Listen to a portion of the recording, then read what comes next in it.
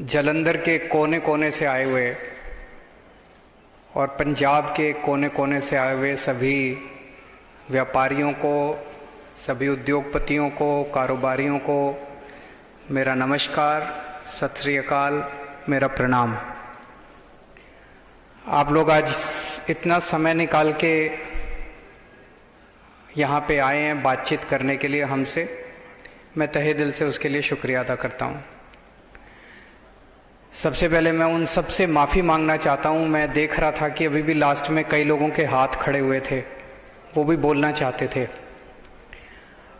उनको बोलने का मौका नहीं मिल पाया, उसके लिए मैं उनसे माफ़ी चाहता हूँ। लेकिन मैं समझता हूँ जिन लोगों ने अपनी बातें रखी, उनकी बातों में कई सारे मुद्दे आ गए होंगे। मैं नोट भी कर रहा था। मैं अभी कुछ बातें बोलूँगा, उसमें भी शायद आप लोगों के, कई लोगों के मुद्दे आ गए होंगे।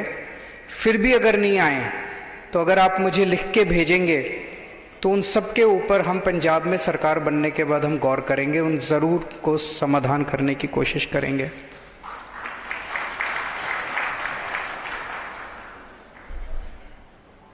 सबसे पहले मैं उन सब का शुक्रिया अदा करता हूँ जिन जिन लोगों ने अपनी बात रखी। संधू साहब ने कई सारी बातें रखी कि इंडस्ट्रियलिस्ट्स को और व्यापारियों को आम आदमी पार्टी से बड़ी उम्मीद है। आम आदमी पार्टी को भी इंडस्ट्रियलिस्ट्स और व्यापारियों से बड़ी उम्मीद है। क्या उम्मीद है मैं आऊँगा अभी इसके ऊपर। पैसा नहीं चाहिए आपका, लेकिन मेरे को क्या उम्मीद है मैं उस पर भी आऊँगा। उन्होंने बड़ी अच्छी बात कही कि पंजाब ऐसी जगह है जहाँ पे सभी धर्म, सभी जातियों के लोग, चाहे कोई कितना गरीब हो चाहे अमीर हो, इस धर्म का उस, सब प्यार और मोहब्बत से रहते हैं। 10 लाख की जमीन देते हैं, फिर एनहेंसमेंट होते रहते हैं, 50 लाख का नोटिस आ जाता है। चाइना में डिसीजन 24 घंटे में होते हैं। CII के जैन साहब ने बड़ी अच्छे इंफ्रास्ट्रक्चर की बात की कि इंफ्रास्ट्रक्चर की बहुत बड़ी कमी है, कोई नए फोकल पॉइंट्स नहीं खुले। CLU वाली बात रखी, उस पर भी मैं अपनी बात रखूंगा। पवन जी ने कहा कि झूठे वादे खूब सुने हैं, सारी पार्टियां आती हैं, एक बार सरकार बन जाए तो अफसरों की अफसरशाही की ज़्यादा चलती है। जैसे अभी अमन अरोड़ा जी ने एग्जाम्पल दिया कि अफसर ने कहा जी हमने अपने मंत्री का ही काम नहीं होने दिया, आपकी औकात ही क्या है। मुकेश जी ने स्पोर्ट्स इंडस्ट्री की बात रखी, वर्ल्ड क्लास स्टेडियम होना चाहिए, बिल्कुल होना चाहिए जी। दिल्ली में इस टाइम हमने बहुत सारे स्टेडियम बनाए हैं, पंजाब में भी खूब स्टेडियम बनाएंगे। एग्जीबिशन सेंटर्स स्पोर्ट्स के लिए होने चाहिए, केवल स्पोर्ट्स के लिए नहीं, सबके लिए होने चाहिए, कई सारे प्रोडक्ट्स के लिए होने चाहिए। एग्जीबिशन सेंटर्स बनाएंगे। जितेंद्र जी ने केमिस्ट एसोसिएशन की तरफ से बात रखी, सुरेश गुप्ता जी ने रखी, और अभी एक भाई साहब, उनका नाम मैं, विर्क साहब ने अपनी बात रखी। इन सबको मैं लिख रहा था। मोटे मोटे तौर पे 10 बातों पे आज अगर आपके सभी की सहमति है तो 10 बातों पे आज हम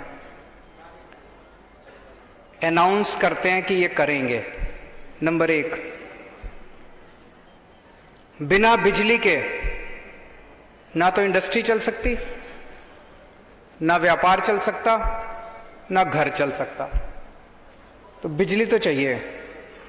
और जितने मैं अखबारों में पढ़ रहा हूं, लंबे लंबे पावर कट पंजाब के अंदर लग रहे हैं। इतने लंबे लंबे पावर कट से तो जिंदगी ही नहीं चल सकती। तो पावर कट खत्म करेंगे, 24 घंटे बिजली का इंतजाम करेंगे।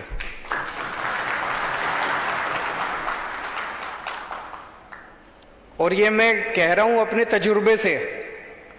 जब दिल्ली में हमारी सरकार बनी थी फरवरी 2015 में, जुलाई 2014 का मेरे को याद है, 7-7, 8-8 घंटे के रात को पावर कट लगते थे।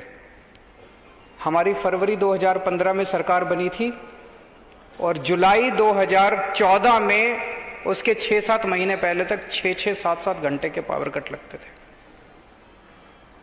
दिल्ली में बिजली की कमी नहीं थी, बिजली थी, जैसे पंजाब में भी बिजली की कमी नहीं है, बिजली प्रोड्यूस करता है पंजाब, बिजली की कमी नहीं है।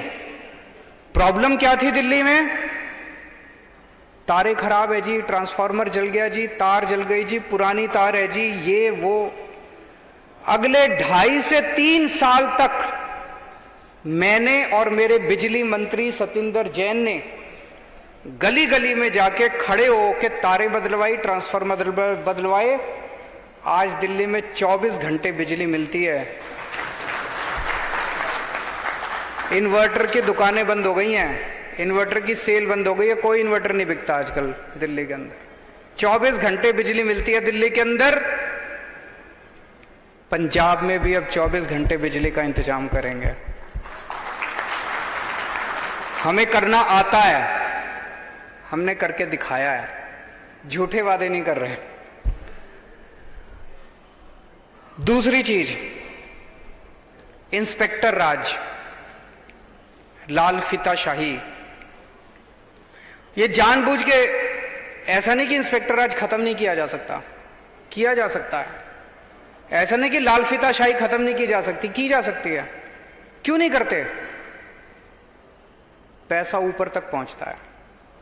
अगर मैं मुख्यमंत्री हूं और मेरे को पैसा कमाना है तो मैं क्या करूंगा? मैं हर एक को कहूंगा, हाँ भाई हर महीने इतने पहुंच जाने चाहिए, हफ्ता चलता है, महीना चलता है कि नहीं है? तो फिर हर डिपार्टमेंट में इंस्पेक्टर बैठे हैं। मैं फिर कानून भी ऐसे बनाऊंगा कि भाई CLU का अगर चेंज चाहिए तो इतने पैसे, हमने इसको इंडस्ट्रियल एरिया डिक्लेयर कर दिया फिर भी परमिशन लेने आओ। तो वो जानबूझ के क्यों है? वो इसलिए कि नीयत खराब है, ऊपर बैठे हुए लोगों की नीयत खराब है। अगर ऊपर ईमानदार CM होगा, अगर ईमानदार मंत्रिमंडल होगा, मैं चैलेंज कर सकता हूं नीचे का सारा ढांचा ठीक हो जाएगा अपने आप। ऐसा नहीं है, हो नहीं सकता। दिल्ली में करके दिखाया हम लोगों ने, दिल्ली के अंदर हमने करके दिखाया है। अब इस तरह की जितनी परमिशन होती थी सारी ऑनलाइन कर दी, अब आपको दफ्तर भी आने की जरूरत नहीं है किसी। तो ये लाल पुराने कानून, किसी ने सुझाव दिया था, मैंने लिखा है, पुराने सारे कानून ठीक किए जाएंगे, जितने कानूनों की जरूरत नहीं है सारे कानून खत्म किए जाएंगे। ऐसा सिस्टम बनाया जाएगा कि जो एग्जिस्टिंग इंडस्ट्री है, आपको सरकार के ऊपर समय बर्बाद करने की जरूरत नहीं है, आप अपने धंधे में समय बिताओ, आप फलो फूलो, आगे बढ़ो, ये हमारा मकसद है। आप खूब तरक्की करो, खूब फलो फूलो, खूब कमाओ और उसमें से सरकार को और समाज को पैसा दो, ये हम चाहते हैं। तो ये लाल फीताशाही बंद की जाएगी, इंस्पेक्टर राज बंद किया जाएगा। आपको मैं दिल्ली के 1-2 उदाहरण देता हूं, दिल्ली का ही अभी तो दे सकता हूं, थोड़े दिन के बाद शायद पंजाब के भी उदाहरण हम देंगे, चारों तरफ घूम घूम।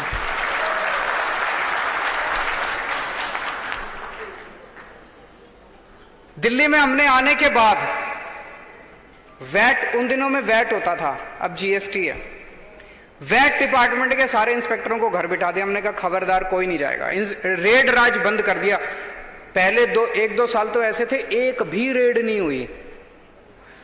आपको जान के ताज्जुब होगा कि 5 साल के अंदर जब हमारी सरकार बनी 30,000 करोड़ का रेवेन्यू था हमारा। रेड बंद कर दी, वैट के रेट 12% से 5% कर दिए, आधे से भी कम कर दिए, 12% से 5% कर दिए, और हमारा रेवेन्यू 30,000 करोड़ से बढ़ के 60,000 करोड़ हो गया। चमत्कार है। कैसे हुआ? मैं बार बार ये कहता था, व्यापारियों पे भरोसा करके तो देखो, एक बार ईमानदारी से सरकार चला के तो देखो। इतना पैसा देंगे, इतना टैक्स देंगे व्यापारी झंझट नहीं चाहता, शांति से धंधा करना चाहता है। वो पैसे भी किस चीज के देता है? शांति खरीदने के पैसे देता है कि यार माफ कर, इतने ले जा, मेरा टाइम बर्बाद मत कर। व्यापारी के लिए तो टाइम ही पैसा है। तो दूसरी चीज ये इंस्पेक्टर आज बंद करेंगे, दिल्ली में करके दिखाया, पंजाब में भी करेंगे। तीसरी चीज, वैट के रिफंड की काफी शिकायत आ रही है। मैं लुधियाना गया था, लुधियाना में भी कई व्यापारी, मीटिंग बहुत अच्छी रही, जैसे आप लोगों के साथ मीटिंग हो रही है, वहां भी मीटिंग बहुत अच्छी रही। मीटिंग के बाद मेरे से कई लोग आके मिले, दिल्ली आके मिले, अभी किसी भाई साहब ने कहा जी आपसे मिलना बड़ा मुश्किल है। मैं समझता हूं अगर मेरे से ही मिलना मुश्किल है तो फिर इस दुनिया में, तो मैं तो दिल्ली में मेरे से पंजाब के लोग आके मिलते हैं। आप हमारे दफ्तर में फोन कीजिए, आपको जरूर समय मिलेगा। तो मेरे से दिल्ली में कई व्यापारी पंजाब के मिले, उन्होंने भी मुझे बताया जी वैट रिफंड की बड़ी प्रॉब्लम है। मैं आज यहां पे आपको एश्योरेंस देके जाता हूं कि सरकार बनने के 3 से 6 महीने के अंदर जितने भी लोगों के एमएसएमई के छोटे उसके और व्यापारियों के जितने रिफंड हैं उन सब के रिफंड क्लियर कर दिए जाएंगे। अगर कोई बहुत बड़े बड़े रिफंड है तो उनकी किश्तें बांध दी जाएंगी ताकि उनको किश्तों के अंदर रिफंड, कम से कम एक सर्टेनिटी होगी कि आप लोगों को इतने दिन में आपके रिफंड का पूरा इंतजाम कर देंगे। सबसे इंपॉर्टेंट तो व्यापारी के लिए कैपिटल होती है। अगर आपकी कैपिटल ही फंस जाए और वो भी नॉन प्रोडक्टिव एसेट के अंदर फंस जाए तो फिर आप कैसे अपना धंधा करेंगे। तो आपके रिफंड जो हैं वो हम 3 से 6 महीने के अंदर आपके सारे रिफंड हम क्लियर कर देंगे। चौथा पॉइंट था इंफ्रास्ट्रक्चर का।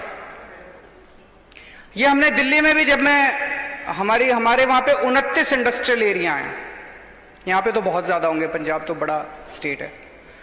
हर इंडस्ट्रियल एरिया की अपनी प्रॉब्लम, कहीं सड़क खराब है, कहीं पे पानी की दिक्कत है, कहीं सीवर खराब है, कहीं कुछ है, कहीं कुछ है।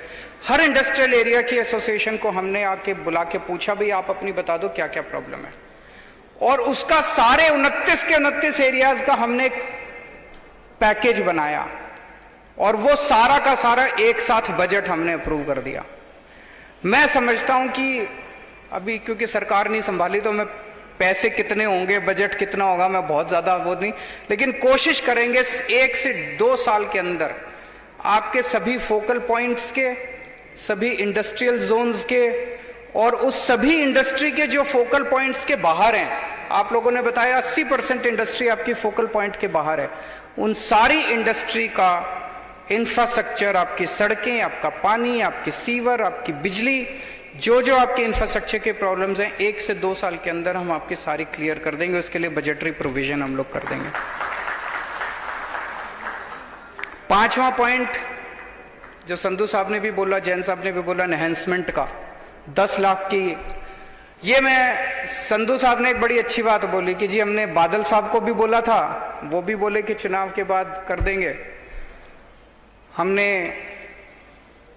कैप्टन साहब को भी बोला था, उन्होंने भी कहा कि चुनाव के बाद कर देंगे। मेरी निवेदन है एक बार केजरीवाल को बोल के देखो।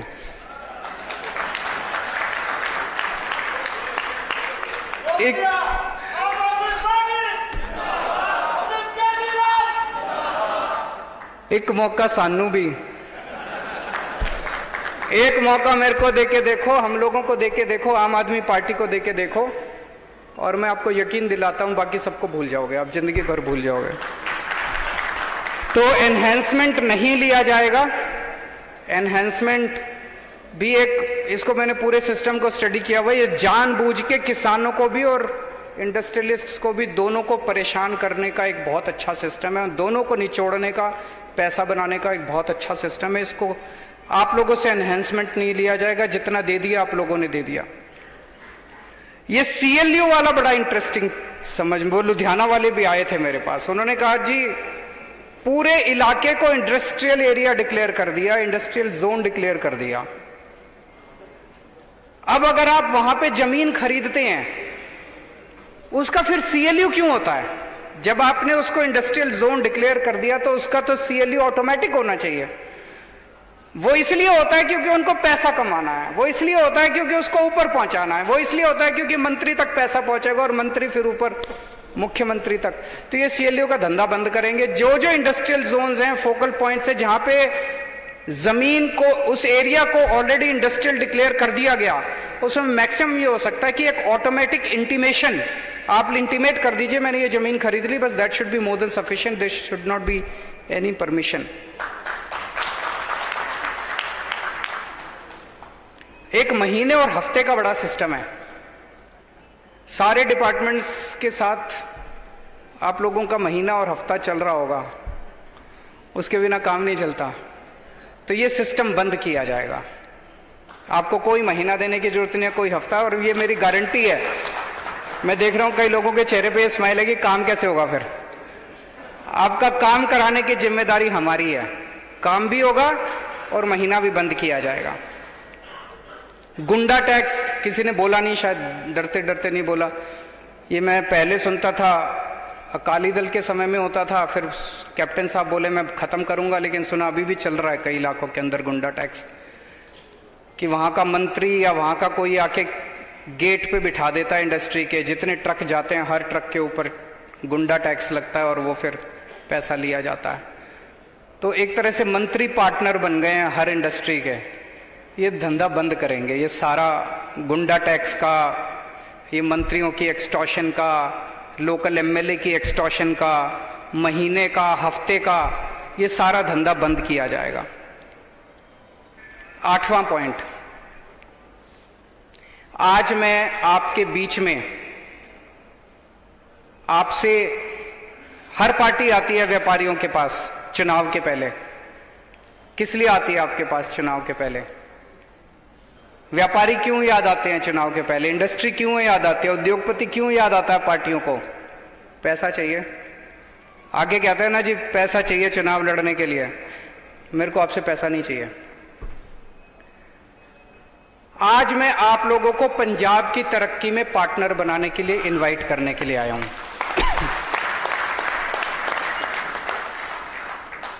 आप पंजाब की तरक्की में पार्टनर बनिए। आपकी जितनी समस्याएं हैं उन सारी समस्याओं का समाधान निकलेगा। कैसे निकलेगा?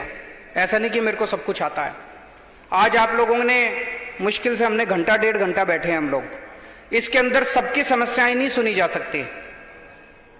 और आज जितनी आपने समस्याएं बता दी, मैं यहां खड़ा होकर उनका समाधान भी बता दूं, उससे कोई जिंदगी नहीं सुधर जाएगी।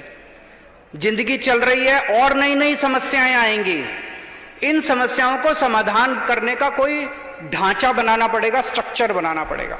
तो मेरा एक सुझाव है कि एक हम ऐसा इंडस्ट्री और व्यापारियों की बॉडी बनाई जाए, हर इंडस्ट्री का रिप्रेजेंटेटिव होना चाहिए उसमें। मंत्री, इंडस्ट्री मिनिस्टर जो भी है वो उसका हेड हो। महीने में 1 बार या 2 बार कंपलसरी मीटिंग हो, वहीं पे ऑन द स्पॉट डिसीजन लिए जाएं। और वो डिसीजन जो आप लोग लेंगे, वो डिसीजन सरकार के ऊपर बाइंडिंग होने चाहिए। सरकार उन डिसीजंस को इंप्लीमेंट करे। निर्णय आप लें, सरकार उन निर्णयों को इंप्लीमेंट करे, तभी पार्टनरशिप हो सकती है। अगर आप केवल एडवाइस ही देते रहोगे सरकार को, अगर आप केवल रिकमेंडेशन ही देते रहोगे सरकार को, तो वो रिकमेंडेशन आप जिस कागज पे लिख के करते हो, वो आपके जाने के बाद कागज रद्दी की टोकरी में फेंक देते हैं, उसका कोई मतलब नहीं है। तो ये हम एक ऐसा ढांचा बनाएंगे कि इंडस्ट्री और व्यापार, उसकी एक बॉडी बनाई जाएगी। 15 लोग, 20 लोग, 25 लोग, 50 लोग, जितनी भी जरूरत होगी, ताकि ज्योग्राफिकली और सेक्टर वाइज उसमें रिप्रेजेंटेशन मिल सके। और वो बॉडी निर्णय लेगी, महीने में बैठेगी, 15 दिन में बैठेगी, वो बॉडी निर्णय लेगी और वो निर्णय सरकार को इंप्लीमेंट करने पड़ेंगे। 9वां पॉइंट,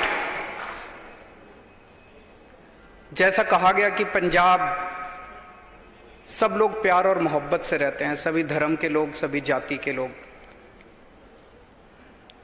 इस प्यार और मोहब्बत, इस भाईचारे को अपने को बना के रखना है। ये जो सेक्युलर ढांचा है अपने पूरे पंजाब का, इसको बना के रखना है, प्यार और मोहब्बत को बना के रखना है। तो पूरे पंजाब में अमन शांति हो। पंजाब बॉर्डर स्टेट है, बड़ा सेंसिटिव स्टेट है। पंजाब के अंदर अमन शांति हो, अमन चैन हो, कानून व्यवस्था बनी रहे, सब लोग अपने आप को सुरक्षित फील करें, ऐसा माहौल अपने को पंजाब के अंदर बनाना है। इसके लिए जो भी बन पड़ेगा, सबको साथ लेके चलेंगे। ये अकेले सरकार नहीं कर सकती, सारा पंजाब मिलके, सबको साथ लेके हम पंजाब के अंदर ये अमन चैन का माहौल बनाएंगे। 10वां पॉइंट, हमारा सबसे ज्यादा एम्फेसिस छोटे व्यापारी और एमएसएमई के ऊपर है। जितना ज्यादा छोटे व्यापारी और एमएसएमई को बढ़ावा दिया जाएगा, उतना रोजगार पैदा होगा, उतने ज्यादा से ज्यादा लोगों को रोजगार मिलेगा। अब जो कहा गया कि इंडस्ट्री को और व्यापारियों को हमसे बड़ी उम्मीद है, हम कोशिश करेंगे, ये जितने पॉइंट्स बताए इसमें कई सारे लोगों के पॉइंट्स आ गए होंगे। अब हमें आपसे उम्मीद है, एक ही उम्मीद है। आज पंजाब के अंदर बेरोजगारी बहुत ज्यादा है। हर घर के अंदर बच्चे बेरोजगार हैं, हर घर के अंदर लोग, कई अनपढ़ भी हैं, कई पढ़े लिखे भी हैं, डिग्री ले लेके बेरोजगार बैठे हैं। उनको रोजगार केवल आप दे सकते हो। आपकी सारी प्रॉब्लम्स को दूर करने की जिम्मेदारी मेरी, आम आदमी पार्टी की सरकार की, ये मैं गारंटी देता हूं। अगर ना करूं तो आप मेरी बात मत करना। लेकिन हमारे बच्चों को रोजगार देने की केवल व्यापारी और इंडस्ट्री रोजगार दे सकते हैं। आप उनकी बेरोजगारी दूर कर सकते हो।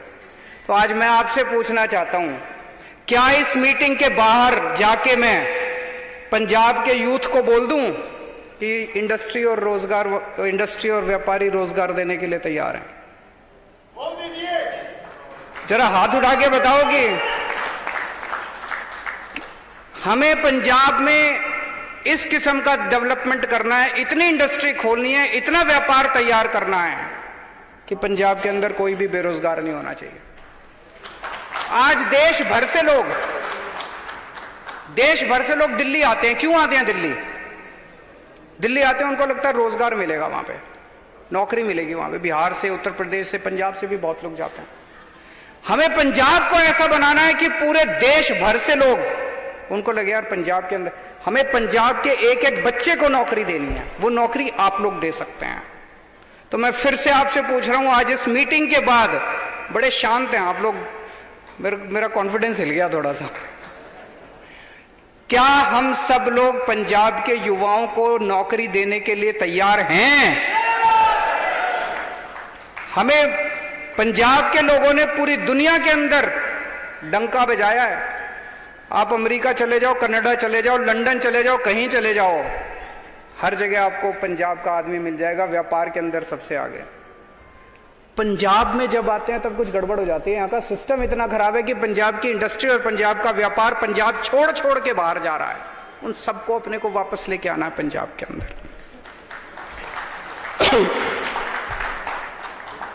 और एक किस्सा सुनाता हूं। हमने जब पहला बजट दिल्ली के अंदर रखा, मनीष सिसोदिया जी फाइनेंस मिनिस्टर हैं, उन दिनों में वैट होता था। तो हमने चप्पल पे और कपड़े पे वैट का रेट कम किया, लेकिन उसका स्ट्रक्चर को ऐसा बना दिया कि गड़बड़ हो गई।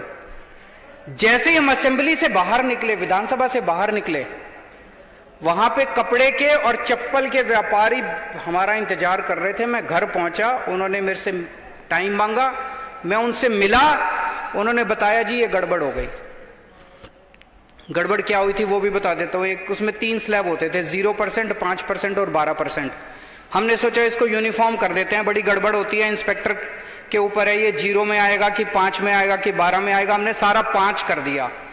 तो जो 0 वाले थे उनके साथ नाइंसाफी हो गई। उन्होंने कहा जी उत्तर प्रदेश के अंदर तो ये 0 है, आपने 5 कर दिया, सारा ट्रेड उधर चला जाएगा। जैसे मैं असेंबली से बाहर निकला, घर पहुंचा, कपड़े वाले भी और चप्पल वाले भी मेरे घर पहुंच गए। उन्होंने हमें बताया, और भाई साहब आपको यकीन नहीं होगा, अगले दिन विधानसभा के अंदर अपने अपना प्रस्ताव वापस ले लिया। आज तक मुझे नहीं लगता 70 साल के भारत के इतिहास में कोई सरकार होगी जो विधानसभा के अंदर बजट पेश होने के बाद 24 घंटे के अंदर अपना प्रस्ताव वापस ले ले। कोई और पार्टी की सरकार होती, वो क्या कहती कि भाई साहब अब तो हो गया। जो बहुत अच्छी सरकार भी होती वो भी ये कहती भाई साहब अब तो हो गया, अब अगली साल आना, अगली साल ठीक कर देंगे। 24 घंटे के अंदर हमने प्रस्ताव वापस ले लिया। तो संधू साहब, अगर चाइना के अंदर 24 घंटे में निर्णय होते हैं तो पंजाब में भी 24 घंटे में निर्णय हुआ करेंगे। और अब आखिरी उम्मीद आप लोगों से है, जालंधर में कितनी सीटें हैं? 9 सीटें।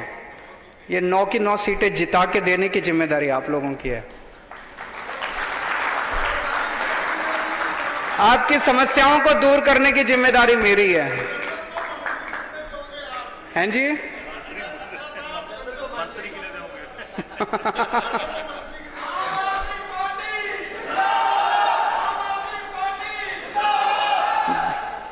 तो तो आप सब लोगों का बहुत बहुत शुक्रिया। आज आप लोगों से बातचीत करके मुझे भी काफ़ी कुछ सीखने को मिला और